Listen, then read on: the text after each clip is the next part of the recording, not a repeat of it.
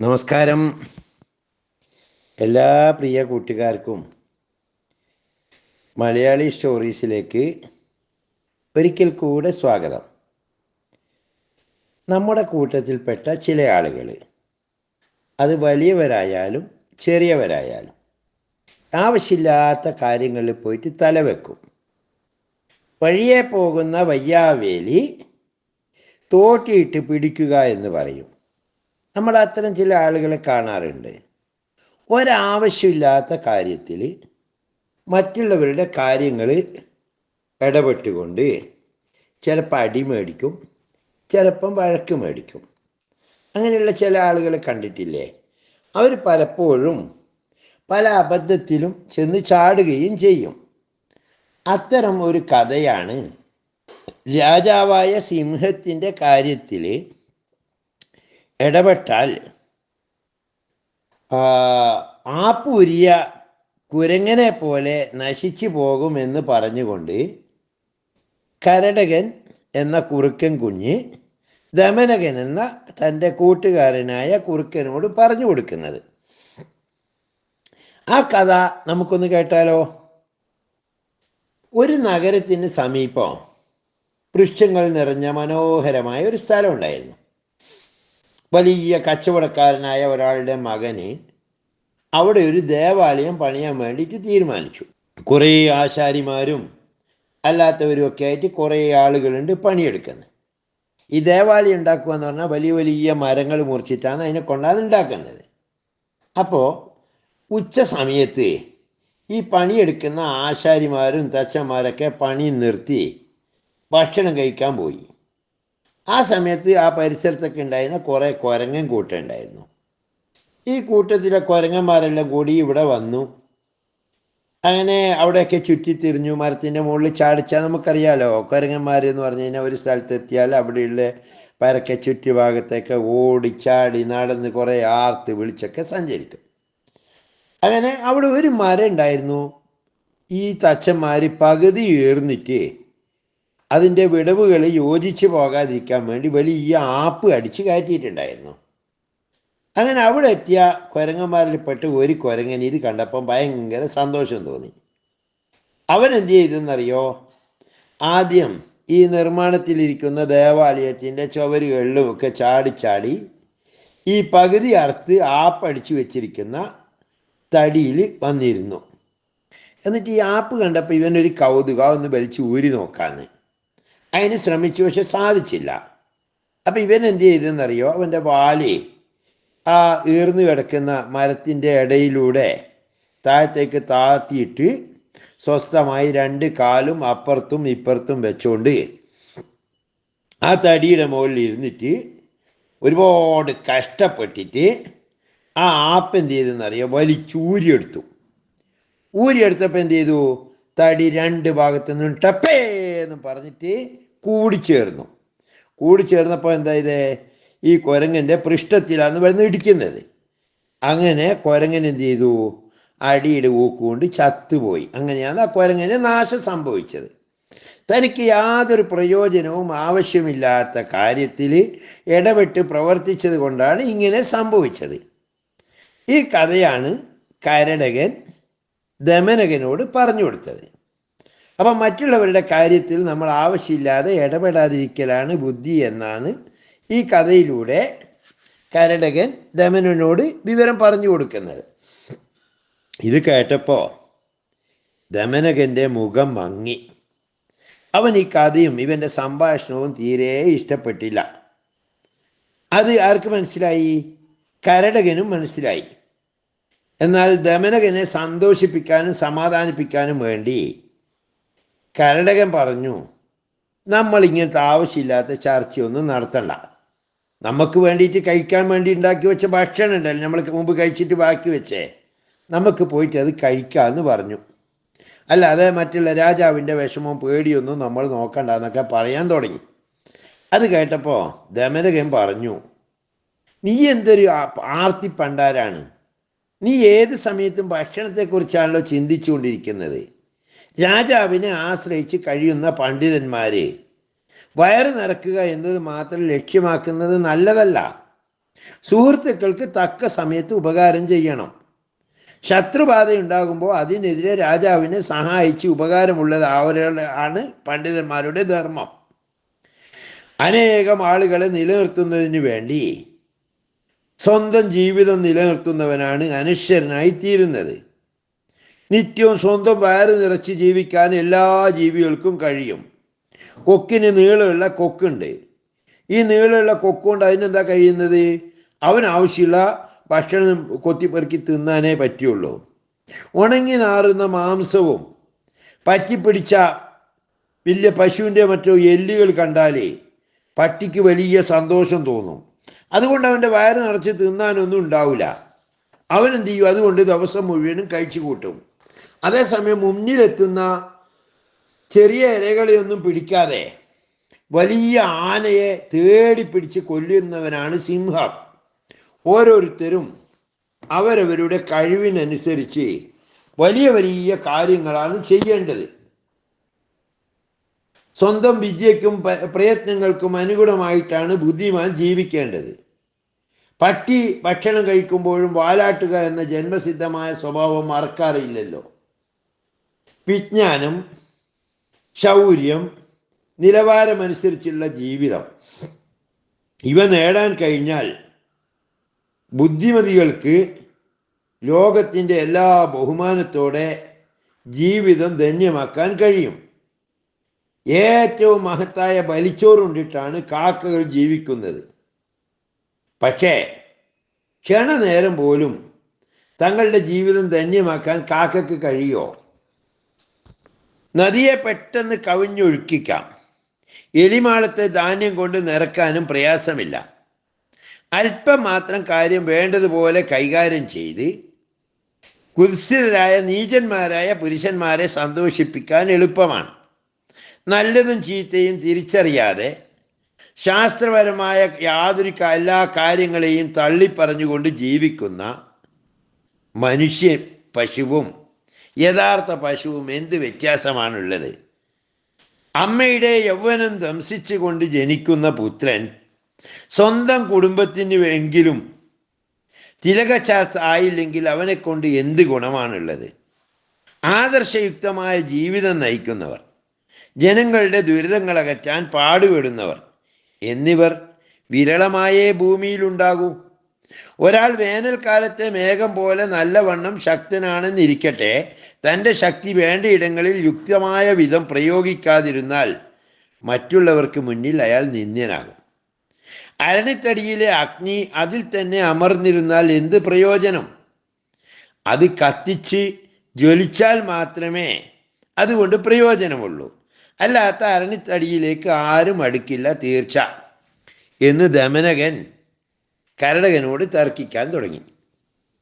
കരടകൻ പറഞ്ഞു, സുഹൃത്തെ, താങ്കൾ പറഞ്ഞു വന്ന കാര്യത്തിൽ എനിക്ക് അഭിപ്രായ വ്യത്യാസമൊന്നുമില്ല. പക്ഷേ ഇവിടെ അതല്ല പ്രശ്നം. രാജാവിനെ സംബന്ധിച്ചിടത്തോളം നാം ഇങ്ങേ അറ്റത്തെ ഏറ്റവും താഴ്ന്ന ആളുകളാണ്, അപ്രധാനന്മാരാണ്. അതുകൊണ്ട് രാജാവിനെ സംബന്ധിച്ച പേടിയെക്കുറിച്ച് അന്വേഷിക്കുന്നതിലൂടെ നമുക്കെന്ത് പ്രയോജനമുണ്ടാകുമെന്നാണ് ഞാൻ ചോദിച്ചത് എന്ന് പറഞ്ഞു. ഒരു രാജാവിൻ്റെ മുന്നിലും അയാൾ ആവശ്യപ്പെടാതെ നയതന്ത്രജ്ഞത വിളമ്പാൻ പാടില്ല. സമ്മാനം കിട്ടുകയില്ലെന്ന് മാത്രമല്ല, നിന്ദാർഹമാകുകയും ചെയ്യും. ഇഷ്ടഫലങ്ങൾ പ്രദാനം ചെയ്യുമെന്ന് ഉറപ്പുള്ളിടത്ത് മാത്രമേ ഇത്തരം കാര്യങ്ങൾ പറയാൻ തുനിയാവൂ എന്ന് പറഞ്ഞു കൊടുത്തു.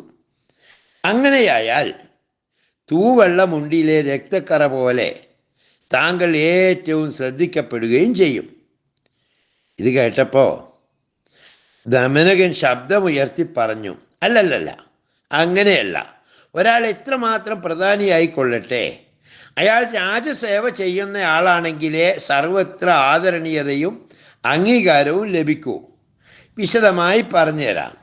അംഗീകാരം കിട്ടണമെങ്കിൽ പദവികൾ കൈവശമുണ്ടായിരിക്കണം. പദവികൾ വിട്ടൊഴിഞ്ഞ അധികാരം നഷ്ടപ്പെട്ട പ്രധാനി തീർച്ചയായും അപ്രധാനി തന്നെയാണ്. മറ്റൊരു പ്രധാന കാര്യം ഇതാണ്: ഒരാളെയും മറ്റൊരാൾക്ക് സ്വന്തം പ്രഭാവം കൊണ്ട് വിശിഷ്ടനോ നീചനോ ആക്കാൻ കഴിയുകയില്ല. മേന്മയും താഴ്മയും ഒക്കെ തന്നെ അവനവൻ്റെ ചിന്തയെയും പ്രവൃത്തിയെയും ആശ്രയിച്ചിരിക്കും. വളരെ പണിപ്പെട്ടേ വലിയൊരു പാറക്കഷ്ണത്തെ കുന്നിൻ്റെ മുകളിൽ കയറ്റാൻ കഴിയൂ. പക്ഷേ അതിനെ മുകളിൽ നിന്ന് താഴേക്കിടാനോ ക്ഷണനേരം മതി. ഏത് നിസ്സാരം വിചാരിച്ചാലും കഴിയും. അവരവരിലെ ഗുണദോഷങ്ങൾ കണ്ടറിഞ്ഞ് സാവകാശം പ്രവർത്തിക്കുന്ന മനുഷ്യന് നിശ്ചയമായി ജീവിത വിജയം നേടാം. അവിവേകിക്ക് പെട്ടെന്ന് നാശവും വന്നു ചേരും. അതിനാൽ അറിയണം, സകലരുടെയും ഉയർച്ചയും താഴ്ചയും അവരവരുടെ തന്നെ അധീനത്തിൽ പെട്ടവയാണ്. ഇത് കേട്ടപ്പോൾ കരടകൻ പറഞ്ഞു, ശരി, അങ്ങിപ്പോൾ ഇക്കാര്യത്തിൽ എന്ത് ചെയ്യാൻ ഉദ്ദേശിക്കുന്നു? അപ്പോൾ ദമനകൻ പറഞ്ഞു, നമ്മുടെ രാജാവായ പിങ്കളകൻ, അതായത് നമ്മുടെ കൂടെ വെള്ളം കുടിക്കാൻ വേണ്ടിയിട്ട് വന്ന സിംഹം, ഇപ്പൊ അതീവ പേടിയിലാണ്. പരിവാരങ്ങളും അങ്ങനെ തന്നെ പേടിച്ചിരിക്കുകയാണ്. ഇപ്പം കരടകൻ ചോദിച്ചു, അത് നീ എങ്ങനെ അറിഞ്ഞു? ദമനകൻ പറഞ്ഞു, ഇതിൽ കൂടുതൽ എന്തറിയാനാണ്, കേട്ടോളൂ. മൃഗങ്ങളെ ശാസിച്ചാൽ മതി, അവ കാര്യം എളുപ്പം മനസ്സിലാക്കിക്കൊള്ളും. പ്രലോഭിപ്പിച്ചാൽ ആനയും കുതിരയും കൂടുതൽ ഭാരം ചുമക്കും. പറയാത്തതും കാണാത്തതുമായ കാര്യങ്ങൾ പോലും ഊഹിച്ചറിയാൻ പണ്ഡിതന് സാമർഥ്യം കൂടുതലാണ്. അന്യരുടെ ഇഷ്ടം മനസ്സിലാക്കുക എന്നത് ബുദ്ധി കൊണ്ടുള്ള കഴിവാണ്. ആയതുകൊണ്ട് ഇപ്പോൾ ഭയാകുലനായ രാജാവിൻ്റെ അടുക്കലേക്ക് ഞാൻ പോവുകയാണ്. എനിക്ക് ആത്മവിശ്വാസമുണ്ട്. എൻ്റെ കഴിവും സാമർഥ്യവും ഉപയോഗിച്ച് ഞാൻ അദ്ദേഹത്തെ പേടി മാറ്റിക്കൊടുക്കും. ക്രമേണ ഞാൻ മന്ത്രിസ്ഥാനവും എനിക്ക് കിട്ടും. അത് കേട്ടപ്പോൾ കരടകൻ പറഞ്ഞു, താങ്കൾക്ക് സേവാധർമ്മം അറിയില്ലല്ലോ, പിന്നെ എങ്ങനെയാണ് അദ്ദേഹത്തെ വശീകരിക്കുന്നത്? അത് കേട്ടപ്പോൾ ദമനകൻ പറഞ്ഞു, ഞാനോ സേവ അറിയാത്തവനോ? സേവാധർമ്മം സകലതും ഞാൻ ഗ്രഹിച്ചിട്ടുണ്ട്. ഇങ്ങനെ കേട്ടിട്ടില്ലേ, സ്വർണപുഷ്പങ്ങൾ നിറഞ്ഞു നിൽക്കുന്ന ഭൂമിയെ ശൂരനും വേണ്ടും വണ്ണം വിദ്യ നേടിയവനും പിന്നെ സേവാവിദഗ്ധനുമാണ് ആസ്വദിക്കുന്നതെന്ന്. സാഹസികന് ദൂരം പ്രശ്നമല്ല, സമർത്ഥന് ഒന്നും ഭാരമല്ല. വിദ്വാനെ സംബന്ധിച്ചിടത്തോളം വിദേശം എന്നൊന്നില്ല. പ്രിയവാദിയായ ഒരാൾക്ക് എങ്ങനെ ശത്രു ഉണ്ടാകാനാണ്? പക്ഷേ സൽഗുണങ്ങൾ ഇല്ലാത്ത ഒരുവനെ സേവ ചെയ്യുന്നത് കൊണ്ട് പ്രയോജനമുണ്ടാവുകയില്ലെന്ന നേര് ഞാൻ കാണുന്നുണ്ട്. ഊഷരഭൂമിയിൽ എത്ര ഭംഗിയായി ഉഴുതുമറിച്ച് വളമിട്ട് കൃഷി ഇറക്കിയാലും പ്രയോജനമില്ല എന്ന് സമ്മതിക്കുന്നു. അത് കേട്ടപ്പോൾ കരടകൻ പറഞ്ഞു, ഒരു പക്ഷേ അനവസരത്തിലുള്ള നിന്റെ പ്രവേശനം മൂലം രാജാവ് നിന്നെ അപമാനിച്ചേക്കും. അത് കേട്ടപ്പോൾ ദമനകൻ പറഞ്ഞു, അതിനുള്ള സാധ്യത ഞാൻ തള്ളിക്കളയുന്നു. എന്തായാലും ശരി, സിംഹരാജാവിന് അന്യജീവി അരികെ തന്നെ ഉണ്ടായിരിക്കേണ്ടത്, സിംഹരാജാവിനെ സംബന്ധിച്ചിടത്തോളം അനുജീവിയായ ഒരാൾ അരികെ തന്നെ ഉണ്ടായിരിക്കേണ്ടത് ഏറ്റവും അത്യാവശ്യമാണ്. കൂടെയുള്ള ആൾ വിദ്യാവിഹീനനെന്നോ കുലസ്ഥിതി ഇല്ലാത്തവനോ സംസ്കാരരഹിതനോ ആയിക്കൊള്ളട്ടെ, നിരന്തരം അടുപ്പപ്പെടുമ്പോൾ രാജാവിന് ഇഷ്ടമുണ്ടായി വരും. രാജാക്കന്മാർ യൗവനയുക്തകളായ വധുക്കൾ, വള്ളി, വണ്ടുകൾ ഇവയൊക്കെ തങ്ങൾക്ക് അരികെ കിട്ടുന്നവ അനുയോജ്യമെന്ന് കണ്ടാൽ വളഞ്ഞ് സ്വായത്തമാക്കും. രാജാവുമായി നിരന്തരം ഇടപെടുന്ന ബുദ്ധിമാന് അദ്ദേഹത്തിൻ്റെ കോപം, സന്തോഷം ഇവ നൽകുന്ന കാര്യങ്ങൾ, വസ്തുക്കൾ, വിഷയങ്ങൾ എന്നിവ എന്തെല്ലാമെന്ന് അറിഞ്ഞു വെക്കാനാകും. ഏതിനും എതിര് പറയുന്ന രാജാവിനെ പോലും മേൽ പറഞ്ഞ വിധം ബുദ്ധിമാന് ക്രമത്തിൽ സ്വാധീനിക്കാൻ എളുപ്പമാണ് എന്ന് പറഞ്ഞു.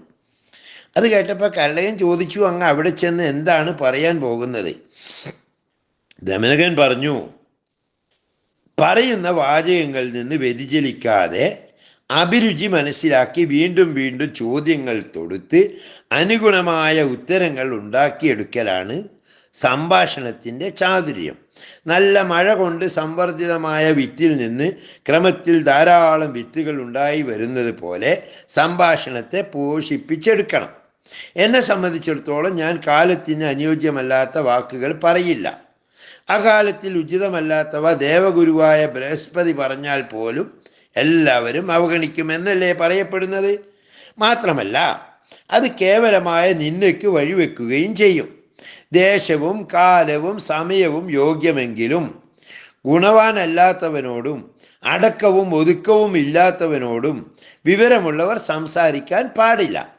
അതുകൊണ്ട് യാതൊരു പ്രയോജനവുമില്ല എന്നത് തന്നെയാണ് കാര്യം. ഏതൊരു ഗുണമാണോ ജീവിതവൃത്തിക്ക് സഹായകമാകുന്നത്, യാതൊരു ഗുണമാണോ സജ്ജനങ്ങൾ ആദരിക്കുന്നത്, അത്തരം ഗുണത്തെയാണ് ബുദ്ധിയുള്ള മനുഷ്യൻ രക്ഷിച്ച് നന്നായി വളർത്തേണ്ടത്. ഇത് കേട്ടപ്പോൾ കരടകൻ പറഞ്ഞു, രാജാക്കന്മാർ പ്രായേണ ദുരാരാധ്യരാണ്. എങ്ങനെയൊക്കെ സന്തോഷത്തിന് വഴിവെച്ചാലും അവരത് ഉൾക്കൊണ്ടതായി ഭാവിക്കില്ല. പർവ്വത സമാനമായ വ്യാളീമുഖം പോലെ കഠിന ഹൃദയരും സദാ ദുഷ്ടസേവിതരും സുവിഷമ സ്വഭാവികളും ആയിരിക്കും ദുരാരാധ്യരായ രാജാക്കന്മാർ. അവർ എപ്പോഴും എന്തിനും തക്കം പാർത്തിരിക്കുന്നവരും കപടന്മാരുമായിരിക്കും. ഒപ്പം എല്ലാ സുഖങ്ങളും കണ്ടമാനം അനുഭവിക്കാൻ സന്നദ്ധരും. മനോഹരങ്ങളായ അടയാഭരണങ്ങൾ അണിഞ്ഞ് കുടിലമായ ബുദ്ധിയും ക്രൂരമായ ചേഷ്ടകളും നിറച്ചു വച്ചിരിക്കുന്ന ഇവരെ ആർക്കും ക്ഷണം കൊണ്ട് മന്ത്രം മുഖേന വശീകരിക്കാം. മന്ത്രവിപ്ലവം നടത്തി കാര്യം നേടാൻ മന്നന്മാരായ ഇത്തരക്കാർ, അതായത് ദുരാരാധ്യരായ രാജാക്കന്മാർ, സർപ്പത്തെ പോലെ അപകടകാരികളാണെന്ന് പറഞ്ഞു. അത് കേട്ടപ്പോൾ ദമനകൻ പറഞ്ഞു, സത്യം തന്നെ. എന്നാലും ഇത്തരം രാജാക്കന്മാരെ സേവിക്കുന്നതും വിഷസമാനമായ മദ്യം കഴിക്കുന്നതും വിദഗ്ധന്മാരായ മനുഷ്യർ തന്നെയല്ലേ? ഓരോരുത്തരുടെയും വ്യത്യസ്ത സ്വഭാവങ്ങളും അഭിരുചികളും മനസ്സിലാക്കി അതനുസരിച്ച് പ്രവർത്തിക്കുന്നവർ പെട്ടെന്ന് രാജപ്രീതി നേടും, അകത്തെ ആളാകും.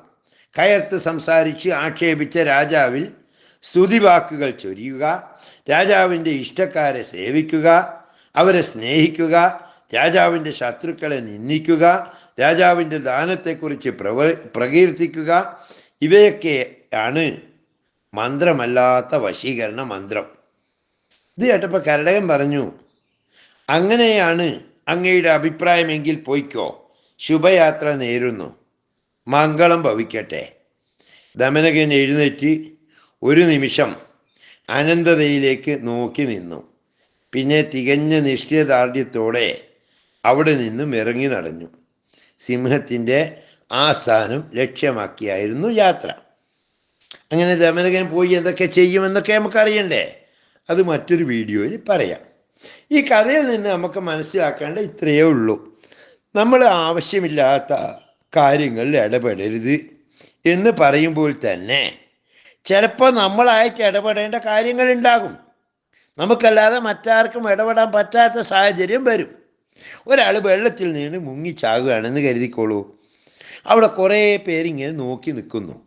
നമുക്ക് ധൈര്യമുണ്ട്, നീന്താൻ അറിയാം എങ്കിൽ നമ്മളവിടെ ആവശ്യമില്ലാത്ത കാര്യമല്ലേ എന്ന് വിചാരിച്ച് നമ്മൾ മാറി നടക്കരുത്. വെള്ളത്തിൽ ചാടി അയാളെ രക്ഷിക്കാൻ നമ്മൾ തന്നെ ശ്രമിക്കണം.